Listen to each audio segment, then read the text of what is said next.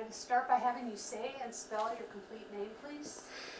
Okay, spell the whole name? Yeah, Arthur Delaney. That's A-R-T-H-U-R D-E-L-A-N-E-Y. And the unit that you served with in the 10th Mountain Division? I was with L Company, 87th Mountain Regiment. And the year you entered service? I arrived at Camp Hale, I'll say, in November of 1942. The unit had just moved down from Seattle. And your age upon enlistment? 21. And highest rank served? Staff Sergeant. Those are all my big housekeeping questions. Okay. Now, for the rest of this is very conversational. You can just talk right to me. Tell me how you came to be in the 10th Mountain Division. Well, I was doing construction work up in Alaska, and a couple of friends of mine and I decided to come outside and join the service. It was my intention to join the Air Corps. I mean, I was riding across the country. In the train, I picked up this copy of Life magazine with this mountain soldier climbing a cliff. I think it turned out to be Walter Prager or somebody. It doesn't make any difference who it was, but and I thought, gee, that sounded good. I like the outdoors. Never been on a pair of skis. But the article ended up saying, anyone interested, go to the National Ski Patrol, whose office was in 415, I think, Lexington Avenue in New York City. Well, the New York Central Railroad pulled right in to Grand Central Station. So I walked across the street, went upstairs to the National Ski Patrol office and said my name and said I was from Alaska. Well, when I said Alaska, they didn't ask any questions. They just gave me all the papers. And 2 weeks later, I was on my way to Camp Carson down in Colorado Springs and stayed down there for, I guess, maybe 2 or 3 weeks, mostly playing baseball, which I loved. And I thought, oh, this Army's all right, you know, just playing a little games here and there. And then moved up to Camp Hale. It was about Thanksgiving in November when I moved up there, as I recall. It was fun while it lasted down there. But, you know, I didn't know what to expect. So you were able to bypass 3 letters of recommendation? Yeah. I had some friends lie for me, tell them what a great athlete I was and so forth, which was not really true. But, you know, the truth of the matter is, if you were warm and looked healthy and young, they were glad to have you join up. I mean, it wasn't really that exclusive. Tell me a little bit about what it was like for you to ski with them. Did you already know how to ski? No, I'd never been on a pair of skis, and that was true of a lot of fellows. Well, in the beginning, skis were verboten, and obviously that bothered a lot of the boys who knew how to ski and loved to ski and wanted to get on the skis. Didn't bother me because I'd never been on them. But the Army and the cadre who was training us made it perfectly clear that this was not going to be an Army ski club, that we were going to be infantry soldiers primarily, or mountain soldiers. And so it wasn't until probably, I'm guessing sometime in January, that they got the skis out. And of course, in my case, being very ignorant about skis and so forth, and I was about 6'3", so they gave me the biggest, tallest, heaviest pair of skis they could. The supply sergeant did. I didn't know any better, so I had a big, heavy. I think they were 7'6" skis, and not very flexible. And the fellows that knew what they were doing, I could see them testing the skis to see how flexible they were. They matched and did things like that. But that was a new experience for me. Talk a little bit about the quality of the officers. Well, I think overall, and over a period of the time that I was in the service, we had excellent officers. There are some exceptions, naturally. But by and large, the Army does a very good job. I went overseas twice with the 10th Mountain Division. The first with the 87th Mountain Regiment to Kiska, and more importantly, in late 44 to Italy. And the Army does an excellent job, it seemed to me, as they prepared to go into combat areas of making sure that the line companies, as much as possible, were led by competent officers. And I know when we moved into Italy, for example, we had our captain, Joe Duncan, excellent leader, and most all of our platoon officers, I think, were very competent. Let's talk a little bit about what it was like for you up on Kiska. When they shipped you guys out, what did you know about where you were going? And then what happened next? Well, when we disembarked from San Francisco, and at some point after we left shore, they told us where we were going. And in fact, we were known as Corlet's Long Knives. That was a term that was used for this rather large invasion force that took place. It was named after the General Corlett who was in charge. There had been, and people know that the invasion of Attu in April was not well managed. The boys came out of the desert, weren't properly clothed and so forth, and there were some errors made. And the Army made up for that in the preparation for the invasion of Kiska. We were well clothed, and in our case, of course, we were used to taking care of ourselves in inclement weather. But I recall on the ship going up, we were all taken down into a huge room where they had a mock-up of the island, and each squad was told where we were going to land and what the purpose was. So we were well informed. The problem, of course, always comes when the actual thing takes place. That is the reality. Instead of there being beaches, there weren't beaches, there were rock-bound things, and there was some difficulty in landing and delays and things such as that.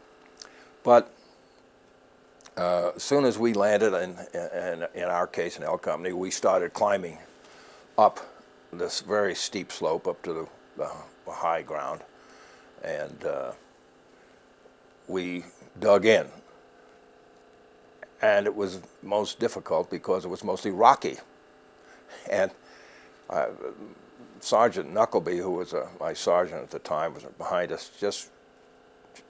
In one sense, he probably saved our lives because he was just yelling at to dig, dig, dig, and we did. We got as far down as we could, and unfortunately, later that night, he was shot by one of our people, accidentally, of course, but he was shot.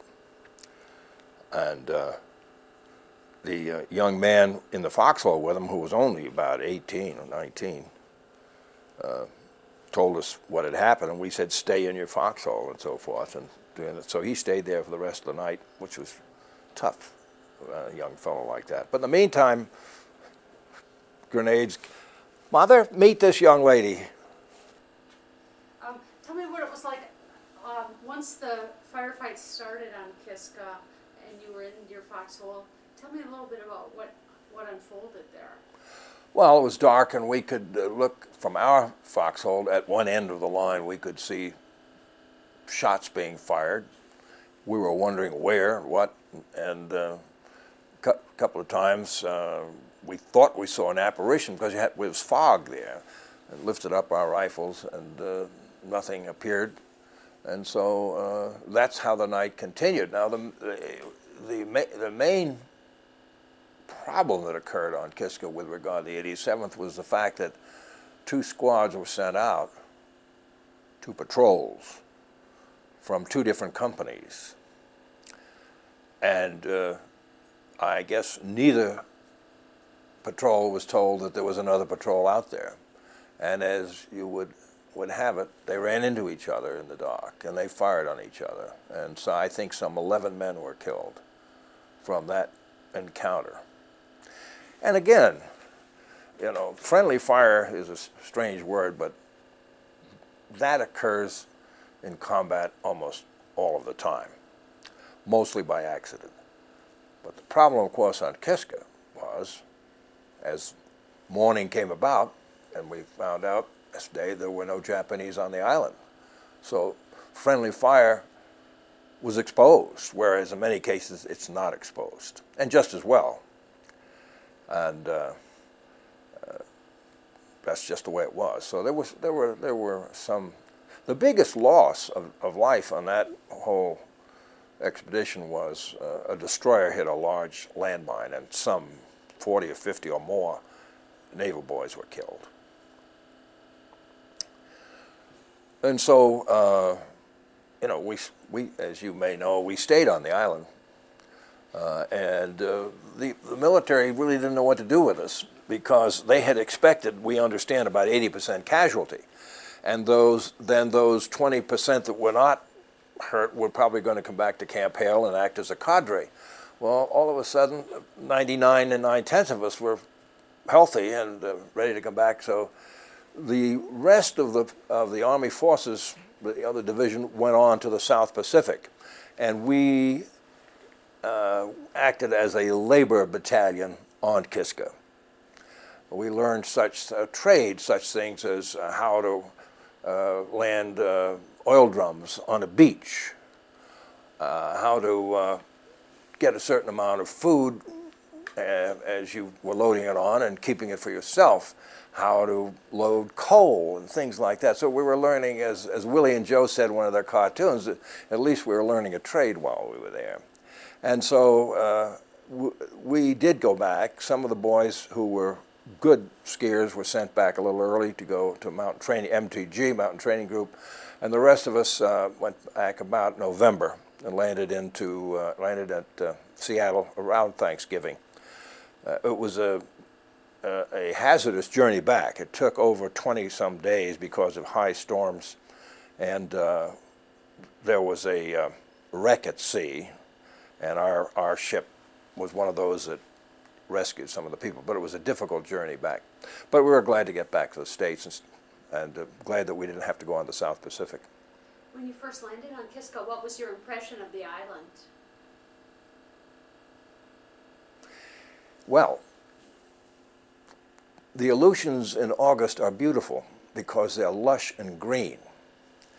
And we could see, as we were circling in the boats, we could see this dark green island looming up to a certain extent, and then above a certain level you couldn't see anything because of fog. And so we just knew what we had to do, which was climb the side of this steep mountain to get up on top. We stopped part way, and a patrol was sent out. I was part of this patrol, and I remember going up into the fog with this 5-man patrol, and it was kind of eerie because nothing was happening, just the sound of the wind and so forth. And then we got into the fog, and then we turned around and came back down and reported nothing, and then we repacked and continued on up. So it was a little bit scary. What was your impression of how many people were there with you? It wasn't just the tent there, correct? Beg pardon? What was your impression of how many other people were there with you? It wasn't just the 87th, right? No, there were members of the Canadian Army were there, although we did not have any relationship with them at the time.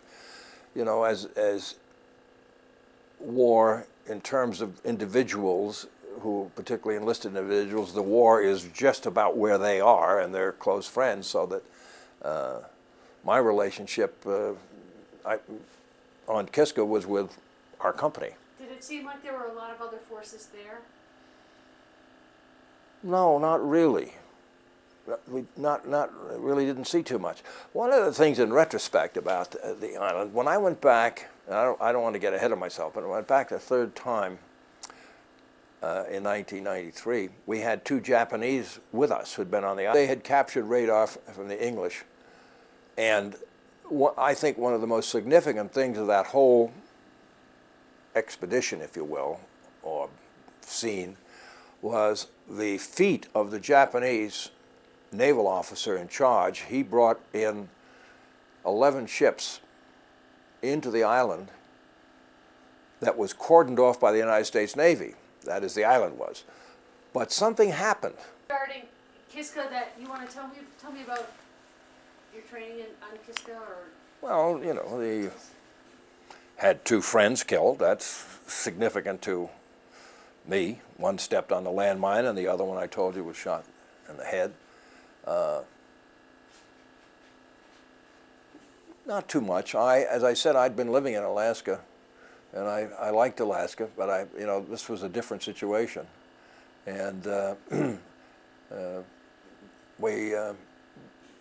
we just did what we had to do while we were there, and we're glad to come home. And did you feel like your age and your experience was a big benefit to you? Well, I think so, in this sense. I think that going into the Army at 18, not having been away from home,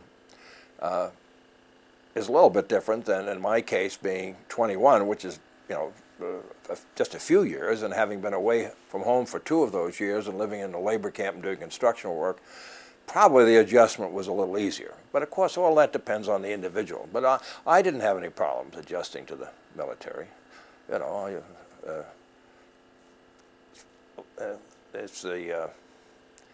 It's sort of like you might say the war is a sort of thing and the Army sort of thing to me about Mark Twain said about the man who was ridden out of town on a rail and tarred and feathered. He said, if it weren't for the honor of the thing, he'd just soon missed it.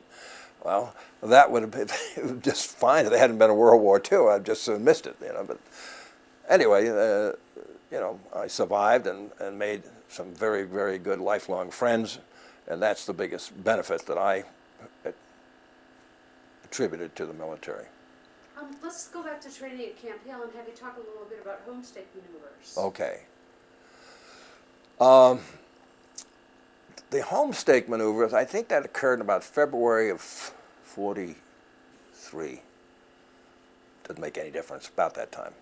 And I was attached with 1 or 2 other boys from L Company to G Company because for whatever reason L Company wasn't involved. And that's probably because, as you know, they fill out the military, they start with A Company, B Company on up, and L Company is one of the last companies. And so, but I think I was picked certainly not because of skiing, because I'd just been learning to ski, and not very much, but because I'd been in Alaska. I'm guessing that's what they did. Well, anyway, we left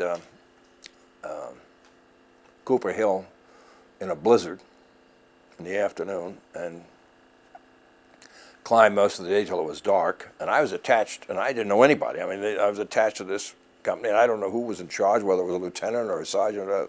At any point, whoever was in charge said, we're not going any further because of the blizzard. And we settled down.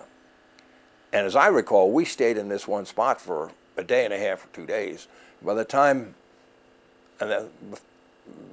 these blizzards stopped, this encampment we had a fire going, and it was down to the ground, and you had to carve steps to get up out of the snow, and so forth. And it was an interesting experience.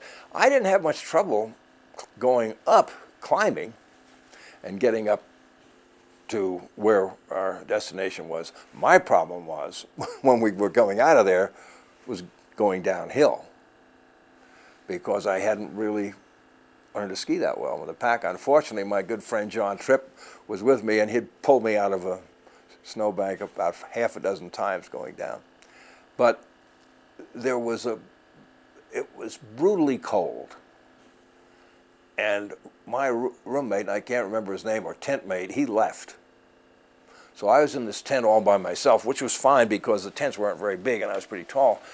And I remember at nighttime, I looked at my ankles and they were white. And so I had to spend at least an hour or so massaging those things to get the blood circulating again. And I've heard that about 40% of the men dropped out of that maneuver. And some of them probably suffered some severe frostbite. It was supposed to be a testing of equipment, and apparently airdrops were dropped and people were going out to recover them, except that they dropped them a long ways away and things were difficult. And I think that, I don't know what that proved, but I believe there were some reprimands to the officer in charge because of the severity of the cold and how it affected the troops. And they really didn't feel it was that they got that much out of it. But so I have to tell you, it was an uncomfortable experience. What did you learn from it? I thought to myself, I said, my mother wouldn't want me to suffer like this. And so I said to myself, I think I'm going to try to get out of this outfit. Did you? Try? I did. A lot of fellows, this is something interesting, a lot of the boys, as you would expect, were qualified to go to officers candidate school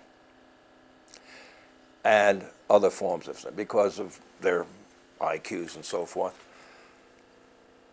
But there was somebody in the higher echelons of the regiment who recognized that if all those who were qualified to go to OCS or to other areas were to go, they wouldn't have much of a regiment left. So he hid the applications so that all of us who had applied for whatever, some of the boys for Fort Benning, in my case for the Air Corps, we knew nothing about, we heard nothing, no response. We went to Kiska, we came back. But in the meantime, while we were gone, this Pandora's box had opened. And when we came back from Kiska, then a lot of the men left for Fort Benning, for officer candidate school. In my case, with several others, I went into the Air Corps. But that's another story. That didn't last, but I'll tell you about the timing of that. But at any rate, there was a problem that occurred. The officer, apparently, who hit it was either court-martialed or transferred someplace else.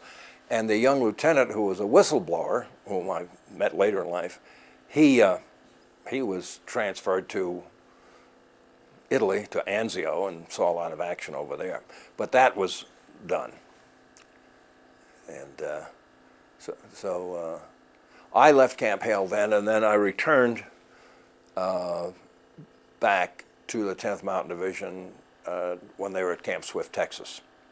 Do you think the hardships of the Kiska and the home stake maneuvers prepared you for battle?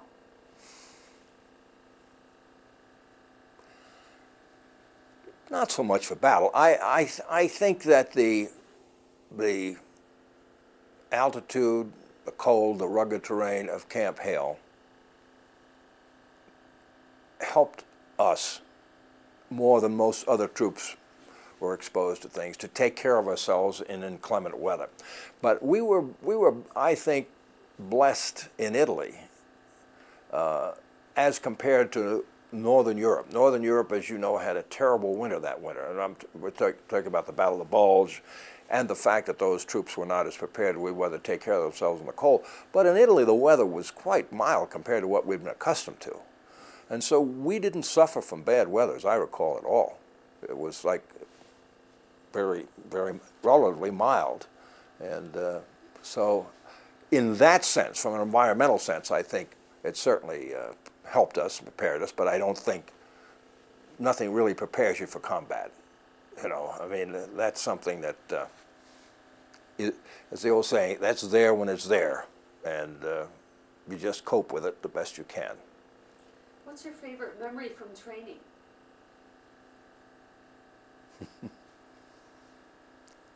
I'm not sure what my favorite training. Well, yes, my favorite was I did not like inspections, and they occurred on Saturday morning.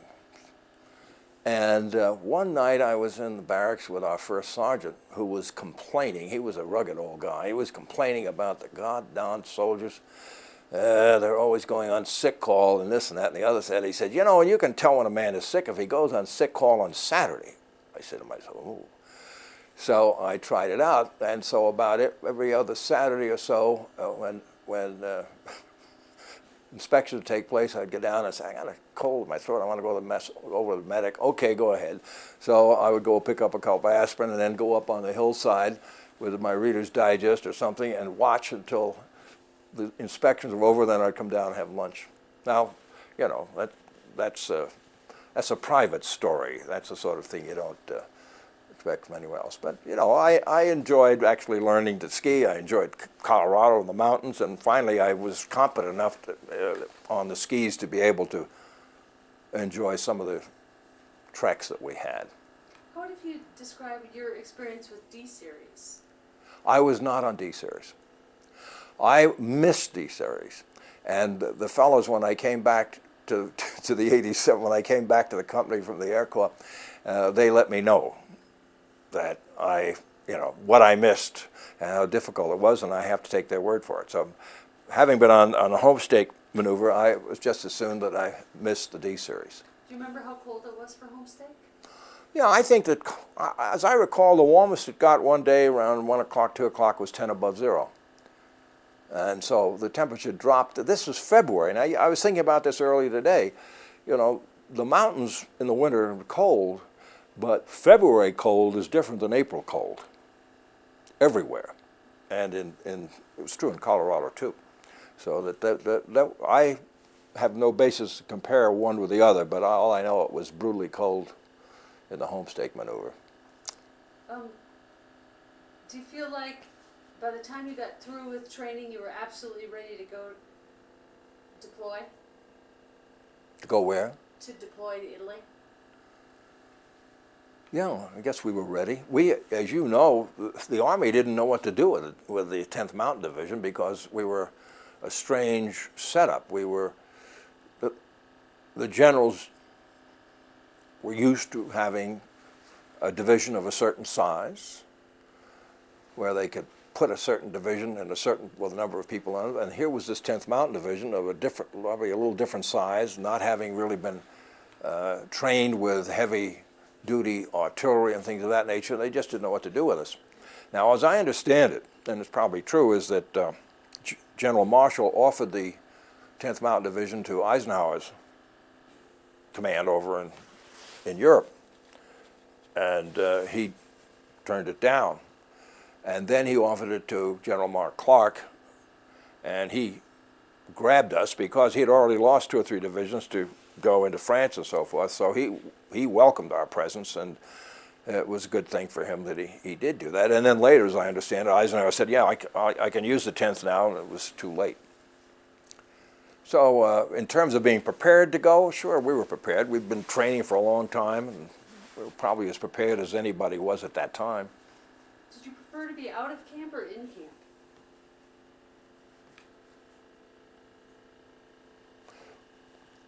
On a nice spring day in the Rocky Mountains, much preferred to be out of camp.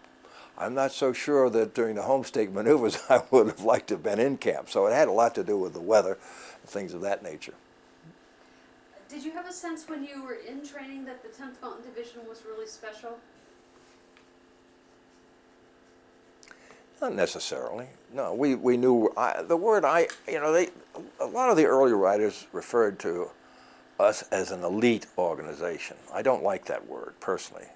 I prefer the word unique. But I don't know that we were special. Had some very competent friends that were good soldiers. By the time we got to Italy, my squad, typically 12 men, we were far from elite. About 5 of us had been at Camp Hale and had been to Kiska. The rest of the fellows were replacements, men that were replacements by that time, not too much experience and so forth. And so at least my feeling was by the time we got to Italy, there was quite a bit of difference between the personnel that I first encountered at Camp Hale in 42 and 43. Now we're talking about 1945. A lot of the men had gone to OCS. A lot of the men had retired because of overage, sickness, and things like that. Large turnover. So, but, we were well led, and we were probably one of the finest things that happened to the 10th Mountain Division was having our general assigned to us. He had experience in combat in World War I, as you may know, received the Congressional Medal of Honor, and he was having action in France when General Marshall pulled him out of there and assigned him to take our position. We were fortunate to have him, and he was fortunate to have us. It was a good marriage. It was a good organization, and what's important, of course, is having the man at the top to know what he was doing. When you got to Italy, can you describe some of your early experiences there, battle experiences? Well, before we get into that, first experience was disembarking and riding north through Italy in boxcars. Fellows buying wine, drinking wine, and passing through some battlefields, and moving up into Pisa, and moving up then up into the line. The first, as you know, one of the first things that took place was the assault on Mount Della Vedetta and the climb up on Riva Ridge. Now, our battalion, the 3rd Battalion of the 87th, was in reserve in a little village of Idiciatica, which you've been to see that. And so we missed out on the actual attack that night. But then I remember going up in the morning and so forth and so forth. So unlike some of the fellows who were involved in that night attack, which was significant, as was the kind of that, I did not participate in that. We moved then a few weeks later over to an area around the Malandroni Bridge onto this hillside later called Punchboard Hill, because by the time we left there, you could put a foot in a shell hole. It was so pockmarked, heavily done, and quite a few people lost their lives and were wounded while entrenched on that hillside from the German shelling. They were shelling with phosphorus and other things such as that. And then... What's it like to sit through a German shelling on Punchboard Hill? Well, it's uncomfortable. It's a little nerve-wracking. We replaced the Brazilians in this position at night.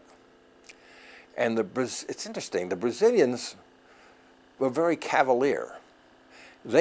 As we were moving in position, the shells started coming over, and I jumped into this foxhole on top of a Brazilian who was laughing mightily. And I couldn't understand why he was laughing, but he really didn't have a foxhole. He had a little hollowed out spot, which, was not enough for myself and my buddy. So having been there for a couple of days, by the time we were there, we had a deep foxhole and so forth. And my buddy, I'd tell him we got to dig some more, and he'd tell me to go to hell. And then the shells would come in, and he'd grab a shovel, and we'd start digging again. So we were pretty well ensconced in that.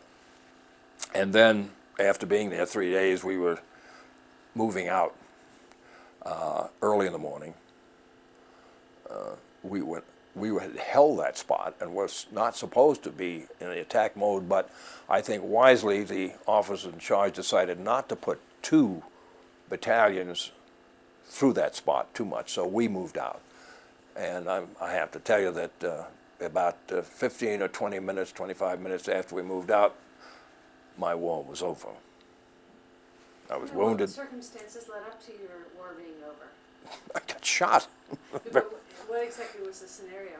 Well, there wasn't much of a scenario. We moved out from our position and sent the scouts out. And I sent because we were leading in our sector. Our squad was appointed to lead, and 2 scouts went out. And then I moved out with the BAR team, and they must have had a marvelous machine gun on the German machine gunner dug in the other side, because he got all 4 of us. None of us were killed. We were all wounded. I was the most seriously wounded. And then I was lying out there, and a very brave young man by the name of Schaffler came out and bandaged me up. And then after things quieted down, I got up and moved back. And I recall this major gave me a shot of morphine. He asked me if I was in much pain. I said, no. I guess I had enough shock that I wasn't in pain, but he gave me a shot anyway. And then moved back to an aid station, one of the first people in it. And of course, as I said earlier, if you're going to get shot or wounded, it's safer to the victim to be shot early so that you're closer to the source of medical help. And so I was one of the first people taken back into that aid station. And I had a necktie on. And when the doctor zipped my combat jacket down, he said, "What the hell are you doing with a necktie?" I said, "Well, our squad was selected to lead off, and I said to the fellas, if you want to, if you got them, we'll dress for the occasion, and you know, sort of cavalier about it, and try to take a little edge off the seriousness of the occasion. And so from then on, I was in the hospital in Leghorn when the war ended. Tell me a little bit about what your role was within your platoon. Am I to understand you were on a BAR team? No, I was not. I was a squad leader, a staff sergeant, and that squad involves 12 men. And what I said was, we sent those 2 scouts out first, and they were not shot. But of course, the Germans knew our table of organization, how we were coming. And so then when we moved out, I moved out and with the BAR team. The 3 fellows on that team, we were all shot. And some not too seriously, and so forth. But that's it. And out of the squad that I had, I'm sure it was typical of a squad, 3 men were killed, and about 6 or 7 were wounded. A couple of my best friends were killed later on, and that's the tragedy of war. Tell me how you put the 10th Mountain Division in perspective of the war. Well, I've said this before. We have been the recipients of a great amount of publicity. Books written about us, movies written about us. Even while we were at Camp Hale, we were getting more publicity than many of the divisions that were already fighting. You had glamorous people coming out of Holly Jinks, Falkenberg, and her husband came up to Camp Hale, other people came. There was a glamour attached to this sort of thing. And that's because we had some fairly well-known skiers and ski instructors, probably out of Sun Valley, so throughout the preparation of our going into combat, we got an awful lot of publicity. Probably, in retrospect to our contribution versus others, we probably got more than we should. Why? I guess because we were a little bit unique, and it had to do with skiing. But when we got to, when we got to Italy, as you may have heard, the Germans knew who we were, what we were, and we're telling the rest of the troops that they're fellows, now here comes this sort of elite organization. You've been fighting your way all up through here, and here they come to get the glory and this and that. So there was much of that attached to it. But I would put it simply this way: we were a very good division.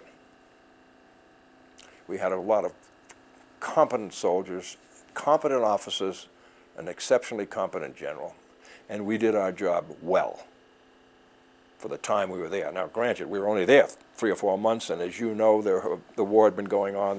The 1st Division entered North Africa in '43 and fought all the way through and landed in Normandy. So you have to keep it in perspective, but I would say for what we were charged to do, we accounted ourselves well, and that's about as much as you can ask. Do you think that the adoration of the public was justified? No, not really. I don't think so. I think it's been overdone. That's my opinion. Now, others, I am not sure. I don't know whether I'm the only one that thinks that way, but because I know a lot of people enjoy the publicity and so forth. But I think it's a little bit overdone, and I think some of the other divisions and their organizations kind of resent all the attention given to the 10th. But I can understand why. There's a, as you know, a lot of the men who came back, who were skiers, developed the ski areas in Aspen and Vail, guys like Pete Seibert and Parker and so forth, and that was throughout all of the United States. So from that standpoint, I can understand the publicity. Why do you think the public was so fascinated with the 10th Mountain Division during your training time? Well, skiing was a new and glamorous sport then. I think it possibly had a little bit like maybe in World War I, when the Lafayette Escadrille was a glamorous group of men, and you know, aeronautics was in a new stage. Skiing was a new sport in America, and it was only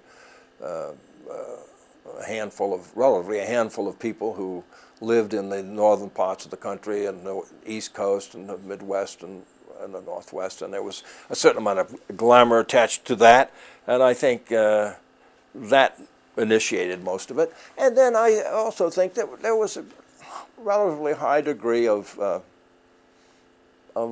educated men in the 10th Mountain Division, and I say a high degree, probably a little bit higher than the average division, and that's again because of the association with skiing and probably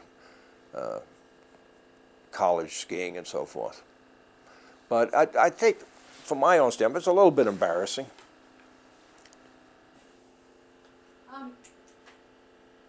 Is there anything else about your training or battle that we want to cover before I move on to just some more personal, esoteric questions? No, I don't think so. I think you've asked some good questions, and you know, that's a long time ago, and many things have happened in my lifetime, and I try to keep it's in perspective. It was a long time ago. It was 3 years out of my life, an important 3 years, but many important things have taken place since that time. And I think the best benefit I would have gotten out of the military has been my lifelong friends. How do you think it shaped your life in particular? I'm not so sure that it did. I'm not so sure that it shaped my life. You know, if I hadn't been in the service, would I have done the same thing? I don't know. That's a difficult thing to say. What ideals or values do you think embody the 10th?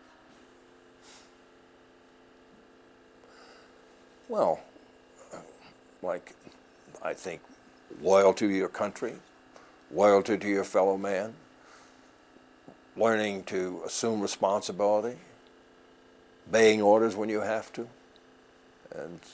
and trying to do as honorable a job as you can so that you can hold your head high. You know, I think those are the general things that came out of it for me. How do you define the spirit of the 10th? Well, I think it was excellent spirit. Yeah, I mean, I can't compare it with any other military organization because I haven't been in one, but I would say we had superb spirit. Absolutely. Yeah. Tell me a little bit about how you perceived the value of artillery in a battle. Well, Enemies or the Americans? what? Either the Americans or the enemies. I wasn't really involved with much artillery except the German artillery, and I thought they were very good. And, well, you know, being shelled is not a lot of fun. I don't recall that I was involved with any artillery from my perspective. You know, I was shot on March 3rd, and as you know, they went on to battle through the rest of March and April and into May, and I'm sure that others who had been exposed to more combat than I might have be in a better position to comment about artillery and so forth. I really don't have anything to contribute in that area. When artillery was supporting you, did it make you feel pretty secure?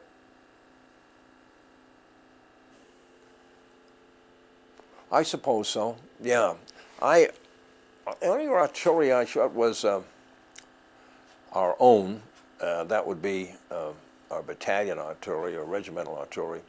When I was out in the beginning before in a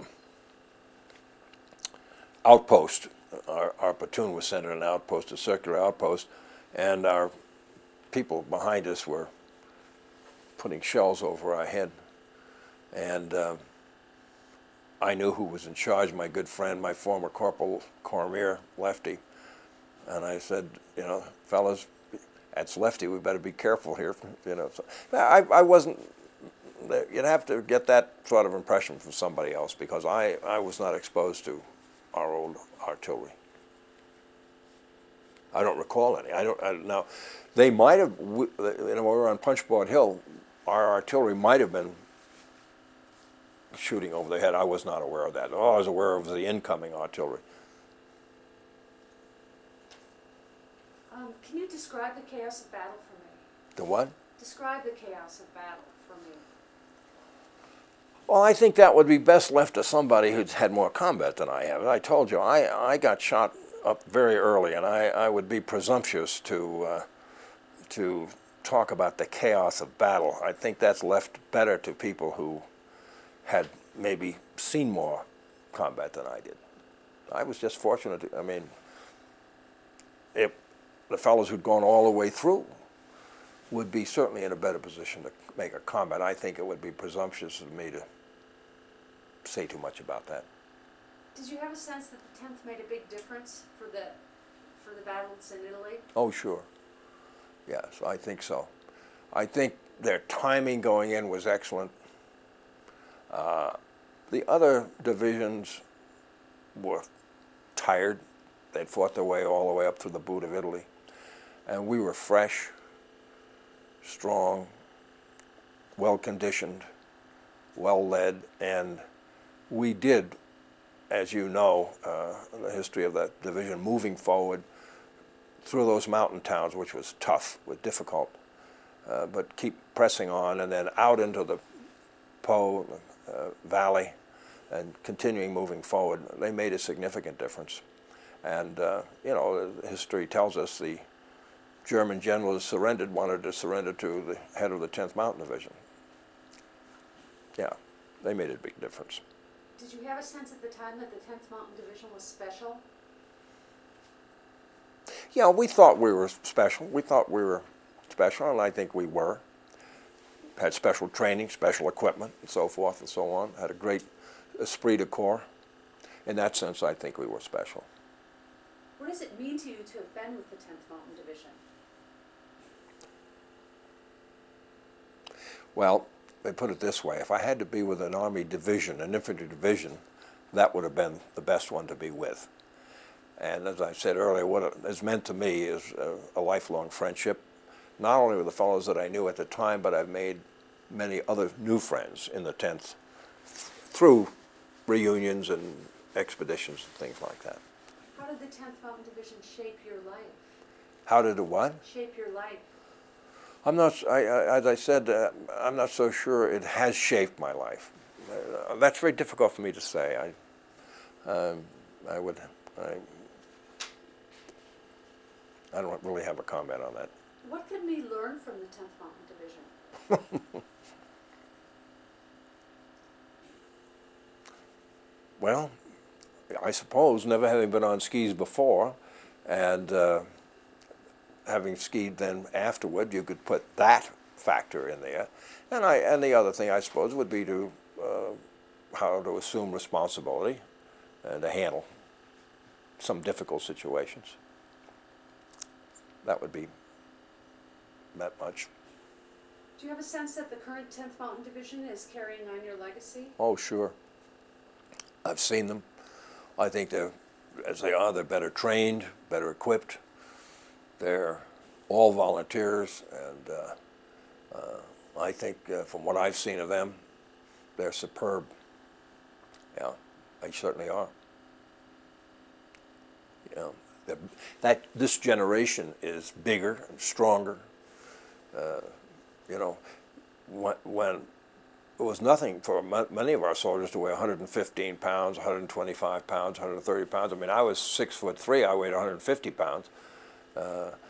Very rarely I don't think anybody weighed 200 pounds, whereas today that's not uncommon. What kind of legacy does the 10th Mountain Division leave for them to carry on?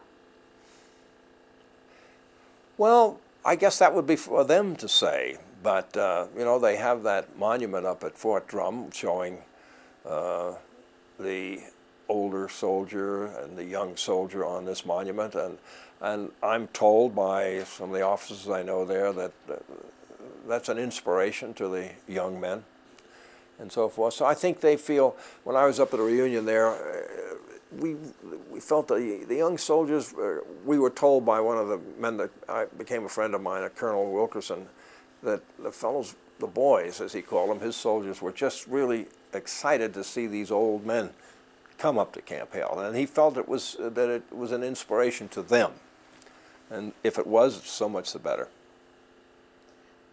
Did you ever have any experiences with surrendering Germans?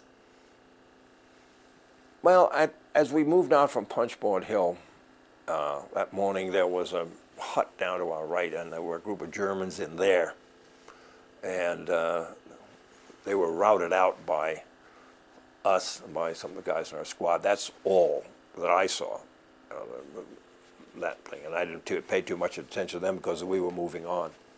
That would be the limit of my experience with that. I'm sure that people who had lasted longer and stayed longer would have had much more experience in that. Did you ever have any experience with the SS? No. What was your feeling about the feelings of the Italians towards you? Well, from what I saw about my experience with the Italians was in the hospital. The men working there, you know, they were fine and wonderful. They might have been fine and wonderful to the Germans too. I don't know, but they were very pleasant, very helpful, and so forth. And I've been back to Italy a few times, and I love the Italians. They're wonderful people, friendly, so forth. What makes the 10th Mountain Division different? What makes it different? Well, certainly the table of organization, their mission, the fact that they were the first and only, at that time, mountaineering or ski military organization. That made them different. Then the caliber of the people that came in made them different, I think. And so those two things would make it different. Other than that, being in the infantry is being in the infantry. And, you know, that's what it is when it gets down to the nitty-gritty. Can you think of anything else that I might have missed? I don't think you've missed a thing. In fact, you've asked a lot of questions I don't know that I was in a position to answer. But no, I think I have nothing really to add to what you were well prepared, and I'm hope that I've answered your questions. Okay. Okay?